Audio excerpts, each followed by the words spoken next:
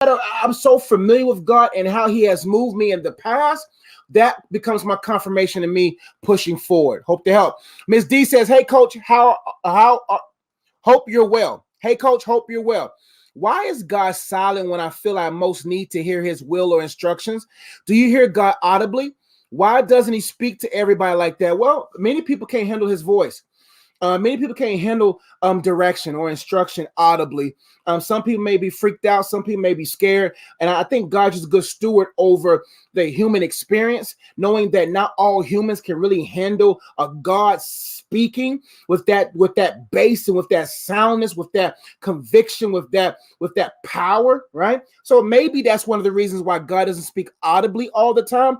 And oftentimes, why would God speak audibly if we barely listen to people that's trying to speak it out loud? Just another side way on that. But your first question, why is God silent when I feel I most need to hear his will and instruction? Well, oftentimes the teacher, if we really look at it, the teacher is quiet during testing time, because testing is an opportunity to see the treasures that was deposited in you, to see the toughness in you.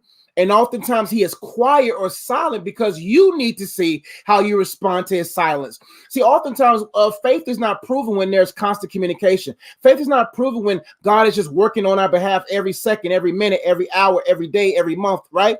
That's easy to find comfort there. Can we still stand in faith when he's not talking? Do we still believe that he's there when he's not talking? For instance, if your relationship is based on always communicating, then there's really no trust in the relationship. There's no security in the relationship. What I mean by that, me and my wife could be in the same room and not talk for hours, but our presence is communicating. Our body is communicating. She could be reading a book. I could be reading a book, but our presence is there. Sometimes we get so caught up on wanting to hear God specifically because we desire what we want him to say versus what we desire to hear from him based upon our will for our life. I saw a post that it's hard to hear from God when you've already came to the conclusion of what you wanted him to say. So many people, they already know what they want God to say. Therefore, they don't want to wait to listen to God. And they utilize this empty space by which they believe God has spoken to justify their execution, right?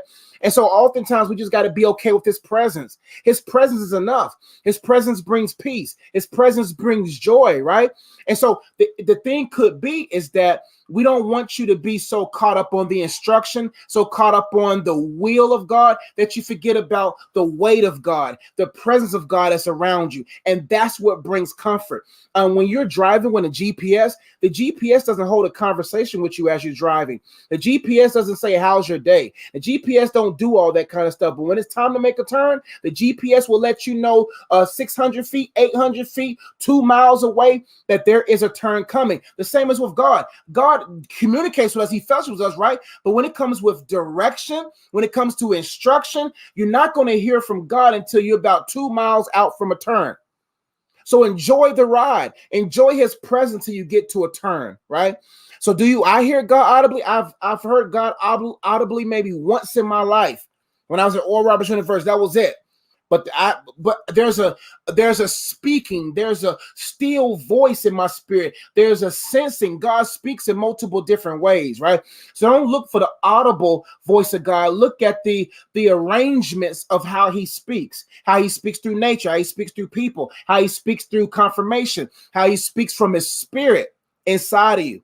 And so that's just the best advice I can give you on that. I hope that helped you find confidence more in his presence, more so than what you may want to specifically hear from him. Thank you so much for watching this video. I really hope you enjoyed it. And if you want to engage more content, make sure you check out the videos over here. If you want to learn more about the books that I've written or the cards that I've created or ways that you can support and engage with what I do online, make sure you check out the links in the description box below. And if you've been watching this far, you haven't subscribed already, go ahead and subscribe, hit that bell, and make sure you leave a comment. I would love to read it and would love to engage and be your coach online. I'll see you on the next video. Peace.